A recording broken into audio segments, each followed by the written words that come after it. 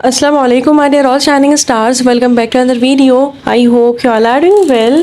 आज की वीडियो में हम लोग वन शॉट लेक्चर कर रहे हैं चैप्टर 17 नर्वस कोऑर्डिनेशन का, और ये बहुत इजी चैप्टर है अगर आप इसको समझ के पढ़ेंगे। ठीक है, तो हमने क्या करना है, हमने इंपॉर्टेंट चीज़ों को डिस्कस करना है और उन टॉपिक्स को डिस्कस करना है जो सिलेबस में है।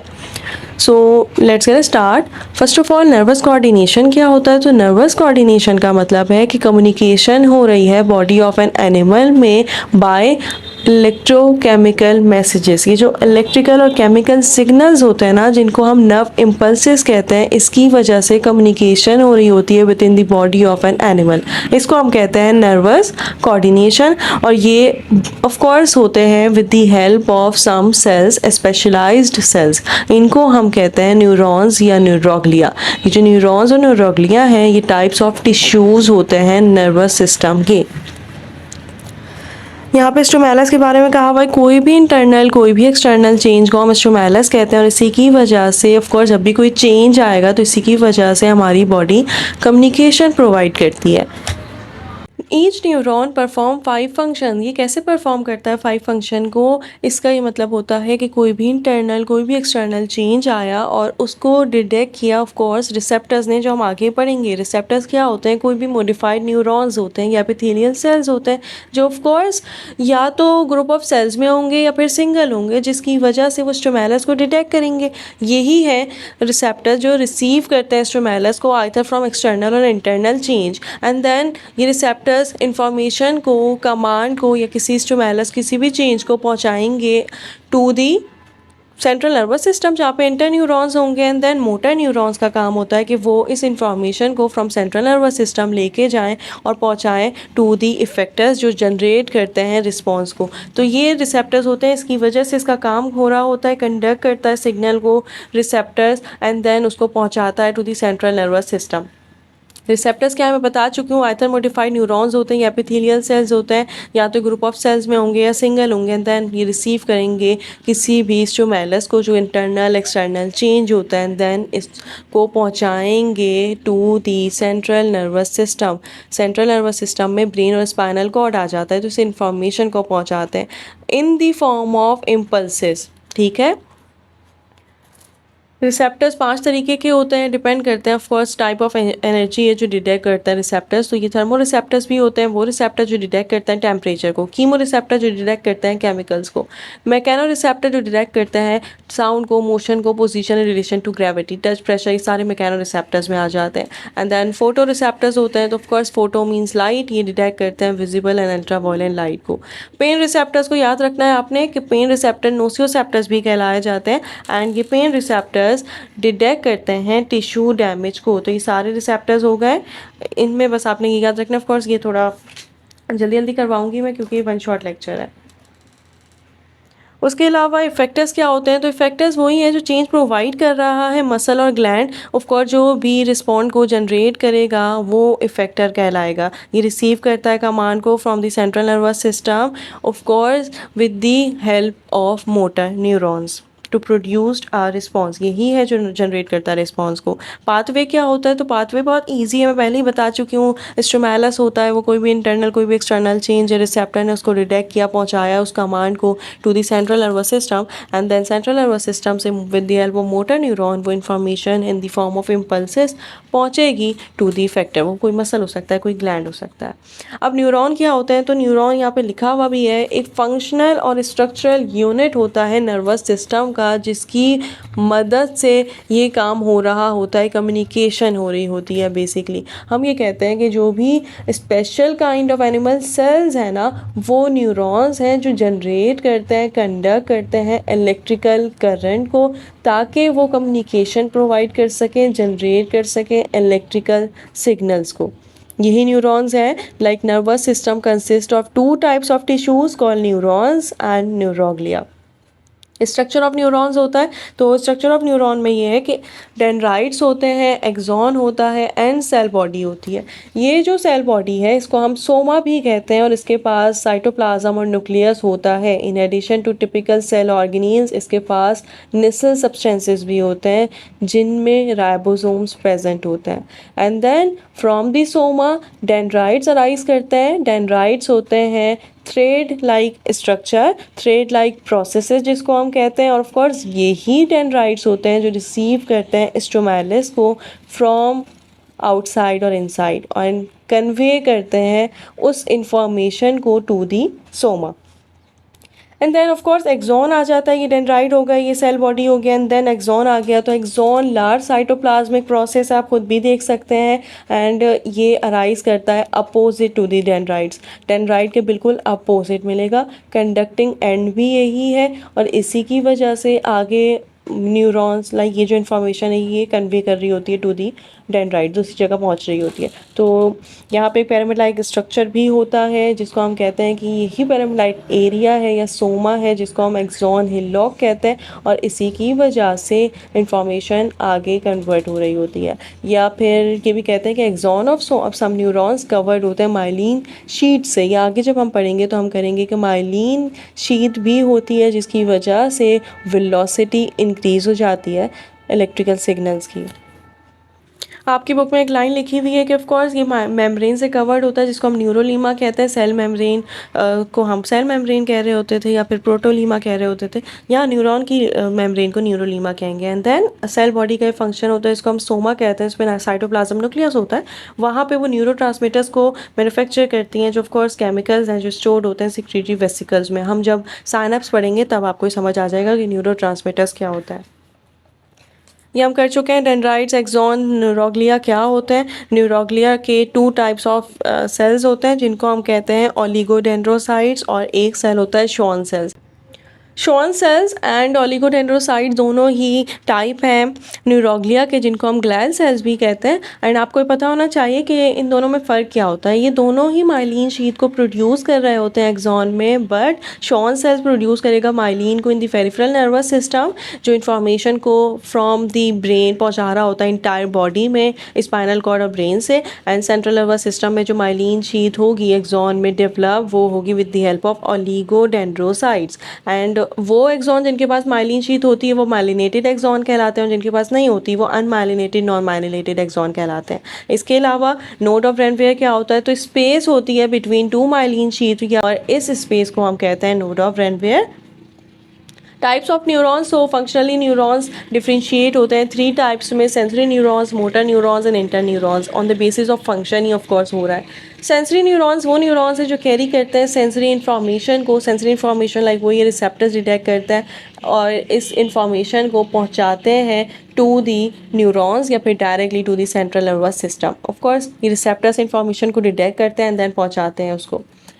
उसके अलावा मोटर न्यूरॉन्स होते हैं, तो मोटर न्यूरॉन्स कमांड को लेते हैं सेंट्रल नर्वस सिस्टम से एंड देन उसको पहुंचाते हैं टू दी इफेक्टर्स, ठीक है। इसके अलावा होते हैं इंटर न्यूरॉन्स। तो इंटर न्यूरॉन्स को हम यहाँ पे एक लिखा हुआ भी है कि इसको एसोसिएशन न्यूरॉन्स भी कहते हैं।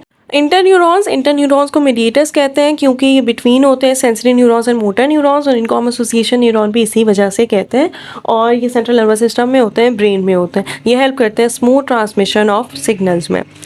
रिफ्लेक्स एक्शन क्या होता है, तो रिफ्लेक्स एक्शन याद रखिएगा कि कोई भी ऑटोमेटिक इनवॉलेंट्री रिस्पॉन्ड है due to internal external change उसको हम रिफ्लेक्स एक्शन कहते हैं। और ये जिस पाथवे की वजह से इम्पल्सेस ट्रांसमिट कर रही होती हैं इस पाथवे को हम कहते हैं रिफ्लेक्स आर्क। एग्जाम्पल में ब्लिंकिंग ऑफ आइज आ जाती हैं। आपके ऊपर किसी ने बॉल वगैरह फेंकी है तो आप अपनी आइज को फौरन से ब्लिंक करेंगे, ये आपके हाथ में नहीं है, ये इनवॉलेंट्री नेचर है रिस्पॉन्ड, इसको हम कहते हैं रिफ्लेक्स एक्शन। नी जर्क होता है एंड एक और बात भी होती है कि अगर हम किसी गर्म चीज़ को हाथ लगा लें तो फ़ौरन से पीछे खींचते हैं, तो ये जो हैंड विदड्रॉ है ना इसको हम कहते हैं रिफ्लेक्स एक्शन और इस पाथवे को हम कहते हैं रिफ्लेक्स आर्क।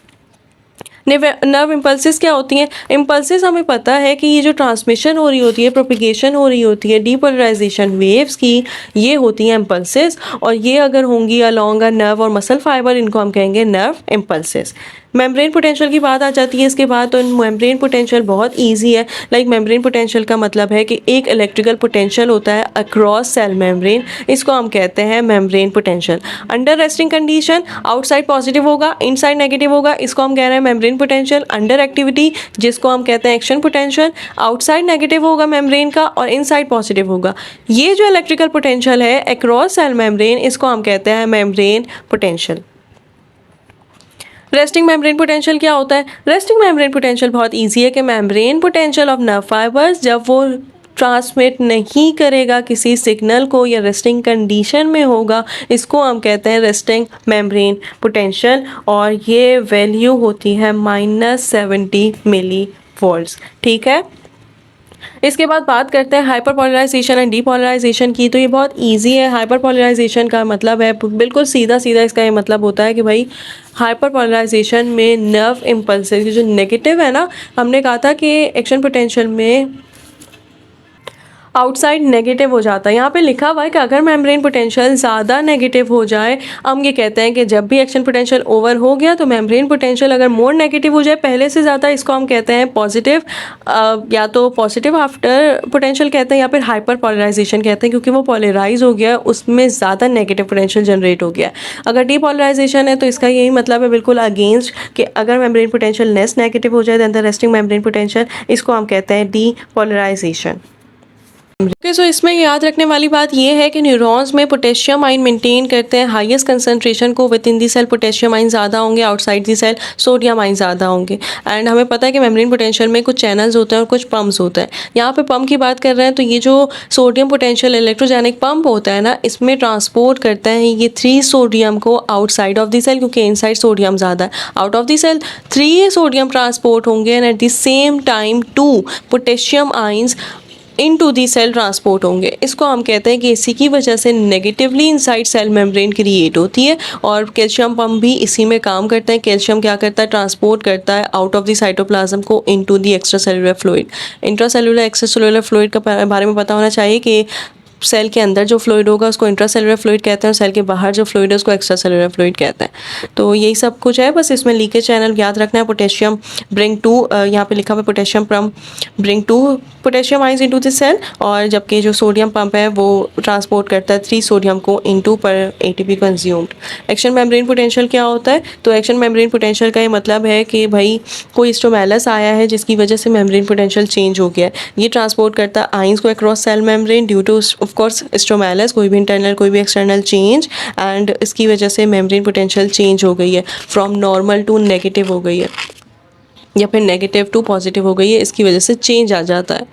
इसको हम कहते हैं resting membrane potential. Changes in membrane potential that occur during activity are known as action membrane potential. Stimulus के बारे में बात करते हैं तो अब ये बहुत इजी है। स्टोमेलस क्या होता है? कोई भी स्टोमेलस जो कैपेबल है टू प्रोड्यूस एक्शन पोटेंशियल, इसको हम कहते हैं थ्रेशोल्ड स्टोमेलस, और वो स्टोमेलस जो जनरेट नहीं कर पा रहा किसी भी चेंज को, इसको हम कहते हैं sub threshold stimulus, not capable to excite और fail to arise any response. Depolarization है और इसका ऑल और नन रिस्पॉन्स होता है। ये बहुत ईजी रिस्पॉन्स है। लाइक हम ये बात करते हैं कि रेस्टिंग मेम्ब्रेन पोटेंशियल में हमने वैल्यू पढ़ी थी -70, मेम्ब्रेन की थी वैल्यू -70। अगर कोई मिनिमम राइज आता है रेस्टिंग मेम्ब्रेन पोटेंशियल में जो जनरेट कर सकता है एक्शन पोटेंशियल को, इसको हम कहते हैं threshold for initiation of action potential. And of course यहाँ पे हम ये बात कर रहे हैं कि मेम्ब्रेन पोटेंशियल की वैल्यू -70 है, और कोई भी स्टोमेलस आया तो उसकी वजह से वोल्टेज सोडियम चैनल ओपन हो जाते हैं एंड देन इनिशिएट करता है एक्शन पोटेंशियल को। थ्रेशोल्ड इसके लिए -65 है, इंक्रीज़ हो गया, मिनिमम राइज हुआ है रेस्टिंग मेम्ब्रेन पोटेंशियल। इसको हम कहते हैं all or none response. Focus of refractory period है, ये एक सक्सेसफुल फेज होता है, पीरियड होता है ट्रांसमिशन ऑफ नर्व इम्पल्सेस का। After successful transmission of nerve impulses, इस पीरियड में होता है कि सेकेंड एक्शन पोटेंशियल जनरेट नहीं हो सकता, कर नहीं हो सकता in the presence of first action potential, इसको हम रिफ्रैक्टिव पीरियड कहते हैं। और इस प्रोसेस में हमें एटीपी रिक्वायर होता है, क्योंकि एटीपी अगर नहीं होगा तो उसकी वजह से अगेंस्ट कंसंट्रेशन ग्रेडियंट के आइंस मूव नहीं कर पाएंगे। Focus of velocities of nerve impulses हैं, ये बहुत easy action potential must travel rapidly. इसकी वजह से एनिमल ने इवॉल्व किए हैं 2 ways to increase the velocities of nerve impulses. पहला वे ये है कि आपने फिज़िक्स में पढ़ा होगा कि जो रेसिस्टेंस होती है वो इन्वर्सली प्रोपोर्शनल होती है एरिया के। यहाँ पे कहा हुआ है कि ऑफ कोर्स जब एक्सॉन का डायमीटर ज़्यादा है तो वेलोसिटी भी ज़्यादा होगी, एंड डायमीटर ज़्यादा है तो एरिया भी ज़्यादा होगा। जब एरिया ज़्यादा है तो रेसिस्टेंस कम हो जाएगी। इसकी वजह से वेलोसिटी ऑफ कंडक्शन ग्रेटर होती है अगर डायमीटर ऑफ एक्सॉन लार्जर हो जाए, क्योंकि उसका एरिया बड़ा हो जाता है एंड देन रेसिस्टेंस कम हो जाती है। दूसरा वे ये कि माइलिनेटेड एक्सॉन कंडक्ट करता है इम्पल्सिस को more rapidly than unmyelinated axon, क्योंकि माइलिनेटेड एक्सॉन में स्पेसिस होती हैं between two myelinated sheath, and इस स्पेस को हम कहते हैं नोड ऑफ रेनवेयर। देन इसकी वजह से सेल्ट्रेटरी कंडक्शन होती है, एक नोड ऑफ रेनवेयर से दूसरे नोड ऑफ रेनवेयर पे इम्पल्सिस क्या करती हैं, जंप करती हैं। इसकी वजह से कंडक्शन ज़्यादा हो सकती है, मोर रैपिडली हो सकती है, फास्टर हो सकती है। So now we are talking about the synapse. Synapse एक जंक्शन होती है जो कंट्रोल करती है कम्युनिकेशन को between a neuron and other cell. ये जो रीजन है ना where the impulses moves from one neuron to another, इसको हम कहते हैं साइनैप्स। ये कंसिस्ट करता है 3 कंपोनेंट्स। एक होता है प्री साइनैप्टिक मेम्ब्रेन, एक होती है नैरो स्पेस जिसको हम साइनैप्टिक क्लेफ्ट कहते हैं, और एक होती है पोस्ट साइनैप्टिक मेम्ब्रेन। ठीक है, सो स्ट्रक्चर में हमने कर लिया कि एक्शन पोटेंशियल को ट्रांसमिट करता है टू दी साइनैप्स, जिसको हम प्री साइनैप्टिक कहते हैं। सेल रिसीव करता है सिग्नल को on the other side of the synapse, जिसको हम पोस्ट साइनैप्टिक सेल कहते हैं, और इसके इस बिटवीन एक नैरो स्पेस होती है जिसको हम साइनैप्टिक क्लेफ्ट कहते हैं।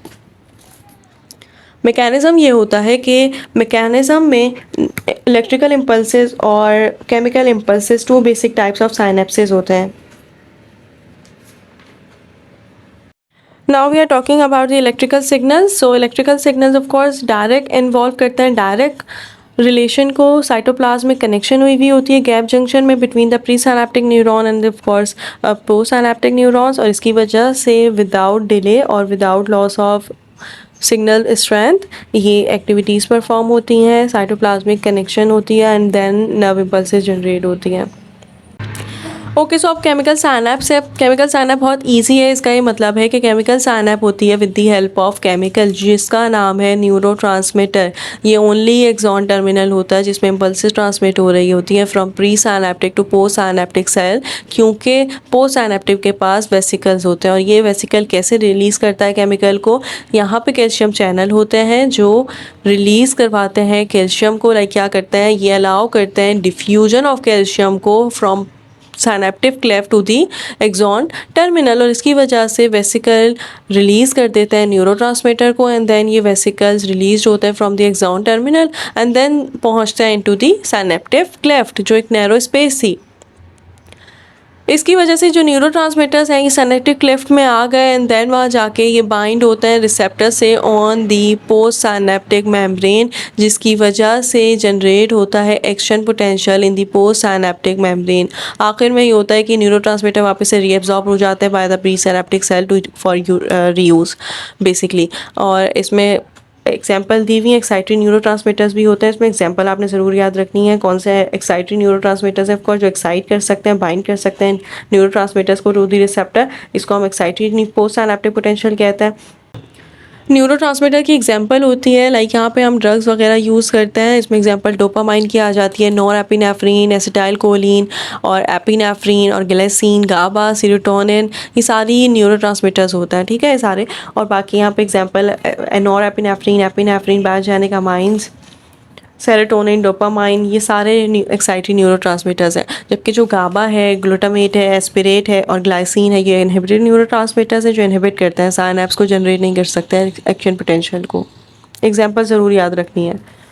Now we are talking about the basic organization of human nervous system. So इसमें ब्रेन और स्पाइनल कॉर्ड आ जाता है। Of course the human nervous system consist of spinal central nervous system and the peripheral nervous system. ये जो central nervous system है इसमें brain और स्पाइनल कॉर्ड आता है, जबकि जो पेरिफेरल नर्वस सिस्टम में इसमें नर्व्स आती हैं। इसका ये मतलब होता है कि ये नर्व्स फ्रॉम ब्रेन और स्पाइनल कॉर्ड निकलेंगी एंड देन पूरी बॉडी में इस इम्पल्सिस को ट्रांसमिट कर रही होंगी।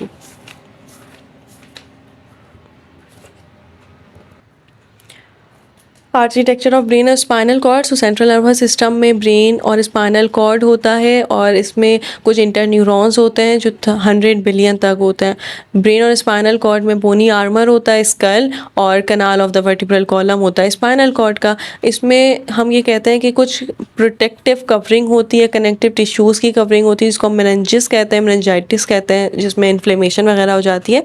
तो ये जो कवरिंग है कनेक्टिव टिश्यूज़ की जिसको हम मेनिंजिस कह रहे हैं, ये क्या करता है, प्रोटेक्ट करता है ब्रेन को और स्पाइनल कॉर्ड को। एंड देन इसमें एक प्लाज्मा लाइक फ्लूइड भी होता है जिसको हम सेरिब्रोस्पाइनल फ्लूइड कहते हैं, और ये बात कर रहा होता है neurons of the central nervous system को प्रोटेक्शन प्रोवाइड कर रहा होता है of course. So 10 to 100 billion आपकी बुक में भी लिखा हुआ है, और ये 3 वेज में होता है। First line of defence bony armour की वजह से होता है ब्रेन और स्पाइनल कॉर्ड में, देन ब्रीथ बोनी आर्मर, कुछ triple layer of connective tissues होता है, meninges, outer layer dura mater है, फिर एरेक्नॉइड है, एंड देन फिर पिया मैटर है। एंड सेरिब्रोस्पाइनल फ्लूइड होता है जो कुशन प्रोवाइड करता है ब्रेन को, फ्रिक्शन वगैरह रिड्यूस करता है। यहाँ पे वेट वगैरह लिखा हुआ है वो आप ज़रूर पढ़ लीजिएगा। तो इसके पार्ट होते हैं ब्रेन के, 4 ब्रेन, हम मिड ब्रेन और हाइंड ब्रेन, और 4 ब्रेन के 2 पार्ट होते हैं। डिवाइड होता है 2 रीजन में, टेलीसेफ्लॉन और डाइसेफ्लॉन। टेलीसेफ्लॉन में हमारे पास सेरेब्रल कॉर्टेक्स आ जाता है जो लार्जेस्ट और मोस्ट कॉम्प्लेक्स पार्ट है ह्यूमन ब्रेन का, और हाईली कॉन्वल्यूटेड होता है। लाइक ये सीट है all the conscious activities, reasoning, memory, intelligence की जो सारी इन्वॉल्यूशन है ना, ये with the help of cortex हो रहा होता है। यहाँ पे यही बताया हुआ है टेलीसेफ्लॉन डिफरेंशिएट होता है 2 सेरेब्रल हेमिस्फीयर जिसको हम सेरिब्रम भी कहते हैं, और सेरिब्रम बहुत इजी है, ये इन्वॉल्व होता है in the reasoning, intelligence and memory. Cerebrum का दूसरा नाम सेरिब्रल हेमिस्फीयर है, और ये दोनों हेमिस्फीयर जो कोऑर्डिनेशन हुई हुई होती है दोनों में, वो with the help of corpus callosum हुई हुई होती है, ये याद रखना है। डाइसेफ्लॉन में थैलेमस और लिम्बिक सिस्टम होता है। थैलेमस क्लियरिंग हाउस है फॉर सेंसरी इम्पल्सेस, क्योंकि रिसीव करता है इंफॉर्मेशन को from different parts of the brain and relay करता है to the appropriate part of the motor cortex. That's why हम कहते हैं कि ये एक क्लियरिंग हाउस है, ये रिले सेंटर है बेसिकली। इसके अलावा यहाँ पे सिर्फ लोब्स वगैरह दिए हुए, फ्रंटल लोब्स होते हैं, पेरिटल लोब्स होता है, ऑक्सीपिटल एंड टेम्पोरल लोब होता है, ये आप देख सकते हैं, बहुत इजीली आपको समझ आ जाएगा। लिम्बिक सिस्टम क्या होता है, तो लिम्बिक सिस्टम में हाइपोथैलेमस, अमिगडाला और हिप्पोकैम्पस होता है, ये पार्ट है डाइसेफ्लॉन का, और इसमें सम पार्ट ऑफ थैलेमस भी इंक्लूड होता है। सो हाइपोथैलेमस क्या होता है, हमें पता है कि हाइपोथैलेमस इन्वॉल्व होता है रेगुलेशन ऑफ टेम्परेचर में। बेसिकली होमोस्टेसिस में आपने हाइपोथैलेमस को पढ़ा होगा कि ये रेगुलेट करता है टेम्परेचर को, बॉडी टेम्परेचर को, पिट्यूटरी ग्लैंड को रेगुलेट करता है। हाइपोथैलेमस हम बहुत दफ़ा पढ़ चुके हैं, ब्लड प्रेशर को रेगुलेट करता है, हंगर, थर्स्ट, सेंसेशन, एग्रीगेशन, इन सब को, प्लेजर, पेन, इन सब को डील करता है, इन सब से डील करता है। एमिगडाला है तो एमिगडाला बहुत इजी है, एमिगडाला प्रोड्यूस करता है सेंसेशन को, प्लेजर, पेन को, पनिशमेंट को, behavioral responses to environmental stimulus, control feelings of emotions। And then hippocampus है, हिप्पोकैम्पस नेम से पता चल रहा है हिप्पोकैम्पस, इसका ये मतलब होता है कि ये शेप, इसको हिप्पोकैम्पस के नाम इसलिए दिया गया है इसकी शेप की वजह से। एंड देन ये लॉन्ग टर्म मेमोरी को स्टोर करता है, दैट्स वाई इसको कहते हैं hippocampus. Now we are talking about the mid brain. So ये एक्सट्रीमली रिड्यूस्ड होता है ह्यूमंस में, मैमल्स में बेसिकली ये बहुत स्मॉल साइज़ में होता है, बाकी दूसरे वर्टिब्रेट्स में ये ज़्यादा बड़ा होता है। इसके अलावा हम ये कहते हैं कि ये इंटीग्रेट करता है सेंसरी इन्फॉर्मेशन को, जैसे सेंसरी इन्फॉर्मेशन में विजन आ गई, ओडोर आ गई, तो और इन्फॉर्मेशन को स्पाइनल कॉर्ड से लेके रिले करता है टू द फोर ब्रेन, इसका ये काम होता है। इसमें रेटिकुलर फॉर्मेशन भी होती है जो एक्सटेंड करती है all way from the central core of the medulla. Like इसका ये मतलब है कि मेड्यूला ऑब्लंगेटा, पॉन्स और ये जो मिड ब्रेन है ये मिलके बनाता है रेटिकुलर फॉर्मेशन। इसका ये काम होता है कि ये प्ले करता है role in sleep, arousal, emotion, muscle tone और मूवमेंट और रिफ्लेक्सेस में। So hindbrain consists of three parts: medulla oblongata, pons and cerebellum. medulla oblongata बहुत easy है. medulla oblongata का मतलब होता है कि रिफ्लेक्स सेंटर है वाइटल टास्क के लिए. वाइटल टास्क का मतलब होता है जो इसेंशियल है आपकी ज़िंदगी के लिए, जैसे हार्ट बीट, जैसे ब्रीथिंग, जैसे ब्लड प्रेशर, जैसे कफिंग, जैसे सोलिंग, जैसे हिकअपिंग, जैसे वॉमिटिंग, डाइजेशन. तो ये सारी चीज़ें जो है ना, ये मेडुला ऑब्लोंगेटा कंट्रोल करता है. सेरिबेलम लाइक सेरिब्रम होता है और हाईली कॉन्वोल्यूटेड है. इसका ही मतलब होता है कि ये सेरिबेलम है, ये इन्वॉल्व होता है मसल कोऑर्डिनेशन में. जो बैलेंस है, जो पोजीशन है हमारी, ये होती है with the help of cerebellum. Greatest in size in humans होता है, जबकि अदर मैमल्स में ये थोड़ा छोटा होता है. Okay, now we are talking about the pons. ये पॉन्स भी पार्ट है हाइंड ब्रेन का, और पॉन रिसीव करता है लाइक क्या करता है, ये रेगुलेट करता है एक्टिविटीज़ को. लाइक मस्कुलर कोऑर्डिनेशन है, आपके जो फेशियल एक्सप्रेशन होते हैं, ब्रीथिंग, स्लीपिंग होती है, ये रेगुलेट होती है with the help of pons. Brain stem बहुत इजी है. Mid brain, medulla oblongata, pons से मिलके ब्रेन स्टेम बनती है, एंड देन ये रिसीव्ड लाइक इन्वॉल्व होती है in the control of sleep and wakening. Evolutionary point of view से देखें तो ये ओल्डेस्ट टिश्यू कहलाता है, ब्रेन स्टेम. ओके, सो अब है स्पाइनल कॉर्ड. स्पाइनल कॉर्ड आपने ये याद रखना है कि एक थिकिश वाइटिश नर्व कॉर्ड होती है जो लाई करती है below the medulla oblongata and extend करती है through the neural canal of vertebrae up to the hips. यहाँ पे आप देख सकते हैं, आपको ब्रेन मिल जाएगा कि ब्रेन में सबसे last part medulla oblongata and then vertebrae है. तो इसी को हम कहते हैं कि यही स्पाइनल कॉर्ड है, एक्सटेंड हो रही होती है through the neural canal of vertebrae up to the hips. Between the vertebrae कुछ रोड होती हैं, उनको हम कहते हैं डॉर्सल रूट, और हम कहते हैं वेंट्रल रोड्स.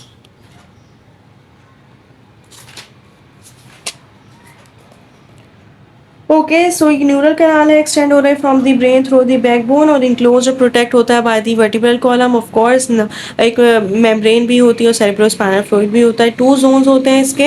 ये याद रखिएगा कि ब्रेन और स्पाइनल कॉर्ड में जोन जो होता है ना, वो डिफरेंट होता है. हम ये बात करते हैं कि जो स्पाइनल कॉर्ड है, इसमें इनर जोन ग्रे मैटर होगा, और जो अपर जोन है, आउटर जोन है, वो होगा वाइट मैटर, जबकि ब्रेन में इसके अपोजिट होता है. आउटर जोन वाइट मैटर है और कंटेन करता है axon of sensory neuron in dorsal column and axon of motor neuron in vertebral column. इसका मतलब है कि ये जो वर्टिब्रीज हैं, इनको हम कहते हैं कि डॉर्सल रूट भी है इसमें और वेंट्रल रूट भी है. डॉर्सल रूट कैरी करती हैं एक्सॉन्स ऑफ सेंसरी न्यूरॉन्स, जबकि वेंट्रल रूट कैरी करती है axon of motor neuron. V, M और डी एस से आप याद रख सकते हैं. ये अराइज करती है from the spinal cord. Of course हम बात कर रहे हैं न्यूरॉन्स की एंड देन रूट की. तो ये जो सारी रूट्स हैं, ये राइज होती है फ्रॉम दी स्पाइनल कॉर्ड, और बोथ ऑफ दीज मर्ज हो जाती हैं in the peripheral nervous system. Peripheral nervous system वो नर्वस सिस्टम है जो अराइज होता है from the brain and the spinal cord, and then transmit करता है सिग्नल्स को between the central nervous system and the rest of the body.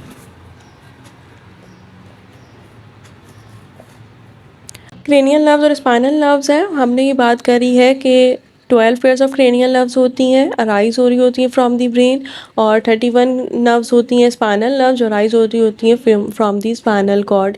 तो सिर्फ यही नर्व्स हैं जो फ्रॉम ब्रेन और स्पाइनल कॉर्ड निकल रही होती हैं, बेसिकली सेंट्रल नर्वस सिस्टम से निकल रही होती हैं. Then peripheral nervous system PNS transmit करता है सिग्नल को बिटवीन सेंट्री. सो अब है क्रेनियल नर्व्स और स्पाइनल नर्व्स. आपको पता है कि क्रेनियल नर्व्स अराइज होती हैं फ्रॉम द ब्रेन, और 31 जो पेयर्स है स्पाइनल नर्व्स की वो राइज होती है फ्रॉम द स्पाइनल कॉर्ड. और क्रेनियल नर्व्स टोटल 24 होती हैं, इसके पेयर्स होते हैं 12. तो यहाँ पे सिर्फ और सिर्फ यही बात करनी है कि जो क्रेनियल नर्व्स और स्पाइनल नर्व्स है, ये राइज होती है from the central nervous system, and then peripheral nervous system PNS transmit करता है सिग्नल्स को between central nervous system and the rest of the body. और ये जो क्रेनियल और स्पाइनल नर्व्स है फर्दर क्लासिफाइड होती हैं according to their function. Motor जो स्पाइनल नर्व्स है, motor portion of the peripheral nervous system, ये डिवाइड होता है 2 पार्ट्स में, somatic nervous system and the automatic nervous system. ये याद रखना है कि सोमैटिक नर्वस सिस्टम का मतलब है कि वो नर्वस सिस्टम जो डील कर रहा है with the skeletal muscles. Skeletal muscles voluntary action perform करते हैं, हमारे हाथ में होता है, हम अपने हाथ को मूव करें, अपने पाँव को मूव करें। तो ये क्या है कि वो नर्व्स जो रिलेट करती हैं to the skeletal muscles which perform voluntary actions constitute the somatic nervous system, जबकि अदर जो डील करती हैं with the of course with the involuntary action. अगर हम बात करें स्मूथ मसल्स की, कार्डिक मसल्स की, हार्ट के जो मसल्स होते हैं, ये स्मूथ मसल्स जो हमारे हॉलो ऑर्गन्स के होते हैं, इंटेस्टीन के, एब्डोमेन के, तो ये सारे मसल्स क्या हैं, ये सारे मसल हैं जो हमारे कंट्रोल में नहीं होते, इनवॉलंटरी एक्शन परफॉर्म करता है। तो इनको हम कहते हैं कि वो कॉन्स्टिट्यूट करते हैं ऑटोनॉमिक नर्वस सिस्टम जो ऑटोमेटिक होता है और ये internal organs of the body को डील करता है। सो automatic nervous system, autonomic nervous system है, ये फर्दर डिवाइड होता है into two nervous system, parasympathetic nervous system और सिम्पैथिक नर्वस सिस्टम। ये जो पैरासिम्पैथिक नर्वस सिस्टम है ये फॉर्म होता है बाय क्रेनियल नर्व्स और vagus nerves and spinal nerves जो अराइज हो रही होती हैं of course the sacral vertebrae. इसके अलावा हम ये बात करते हैं कि आपको पता है वर्टिब्रीज 5 तरीके की होती हैं। सर्वाइकल वर्टिब्री होती हैं 5 एंड देन फिर 12 होती हैं, थोरेसिक सबसे ज़्यादा वर्टिब्रीज होती हैं एंड देन फिर लंबर होती है 5 और फिर सेक्रम होती है, फिर कोकेक्स टेल बोन होती है। तो यहाँ पे सिर्फ और सिर्फ वही बात कर रहा है कि ये अराइज होती हैं फ्रॉम पैरासिम्पैथिक नर्वस सिस्टम में, अराइज होती हैं nerves from the sacrum sectoral vertebrae. और इसमें क्या होता है कि ये एसोसिएट करता है विद अ रिलैक्स्ड स्टेट, जो कंफर्ट है ना स्टेट में, उसमें हमारा नर्वस सिस्टम कौन सा होगा, पैरासिम्पैथिक नर्वस सिस्टम। जैसे रिलैक्स स्टेट में डाइजेशन हो रही है फूड की, या स्लो हार्ट बीट हो रही है, या पिपल ऑफ आइज की जो कॉन्ट्रैक्शन हो रही है, इन सब चीज़ों से एसोसिएट करता है parasympathetic nervous system. Sympathetic nervous system ये इफेक्ट करता है विसरल ऑर्गन को, लेकिन in comparison to the parasympathetic nervous system इसका अपोजिट इफेक्ट होता है विसरल ऑर्गन्स पे। ये प्रिपेयर करता है बॉडी को for highly stressful conditions, emergency के लिए प्रिपेयर करता है। और जो है मेडुला ऑब्लोंगेटा होता है वो अंडर द इन्फ्लुएंस होता है सिम्पैथिक नर्वस सिस्टम, हम ये पहले ही डिस्कस कर चुके हैं। उसके 2 हार्मोन होते हैं जो इमरजेंसी हार्मोन कहलाते हैं, एपिनेफ्रिन, नॉर एपिनेफ्रिन, जिसको हम एड्रेनालाइन और नॉर एड्रेनालाइन भी कहते हैं। तो ये कैसे इंक्रीज़ करता है, ये कैसे स्ट्रेसफुल कंडीशन में काम करता है, तो इंक्रीज़ करता है हार्ट बीट को, इंक्रीज़ करता है ब्रीथिंग रेट को, डाइजेशन को स्लो कर देता है और डायलेट करता है पिपल ऑफ आई को। तो बस यही सिम्पैथिक नर्वस सिस्टम है और इसमें से आपने ये याद रखना है कि ये रिलीज़ करवाता है मेडुला ऑब्लोंगेटा से एपिनेफ्रिन हार्मोन को। इसके बाद रिसेप्टर्स हैं, रिसेप्टर बहुत इजी आप खुद भी पढ़ सकते हैं। ऑल्फैक्टरी रिसेप्टर वो हैं जो स्मेल रिसेप्टर्स हैं, ऑल्फैक्शन हम इसी को कहते हैं। Chemo receptors upper portion of the nasal cavity में होते हैं, ऑफ कोर्स केमिकल्स वगैरह को डिटेक्ट करते हैं। इसके अलावा टेस्ट रिसेप्टर्स हैं, टेस्ट रिसेप्टर्स गस्टेशन भी कहलाते हैं, मॉडिफाइड एपिथेलियल सेल्स हैं। रिसेप्टर्स के बारे में पहले ही बात कर चुके हैं। टेस्ट बर्ड्स होते हैं, human tongue bear about, like आपने ये याद रखना है कि यहाँ पे 10,000 टेस्ट बर्ड लिखा हुआ है, तो ऐसा हो सकता है कि पूछ लें कितने टेस्ट बर्ड होते हैं, तो ये ज़रूर याद रखना है। इसके अलावा 5 बेसिक टेस्ट होते हैं, सोर, सॉल्टी, बिटर, उमामी, ज़रा बटर टाइप का टेस्ट होता है, and sweet. Sensory receptors in human skin, so sensory receptors का ये मतलब होता है कि वर्किंग कैसे होती है सेंसरी रिसेप्टर्स की स्किन में। मैमल्स के पास इंक्लूडिंग मैन स्किन में बहुत सारे रिसेप्टर्स होते हैं, 5 डिफरेंट सेंसेशन होती है, touch, pressure, cold, warmth and pain की। तो हम ये बात करते हैं कि ये जो फ्री नर्व एंडिंग्स हैं इसमें रिसेप्टर्स आ जाते हैं नोसियोसेप्टर्स, थर्मो रिसेप्टर्स, कीमो रिसेप्टर्स।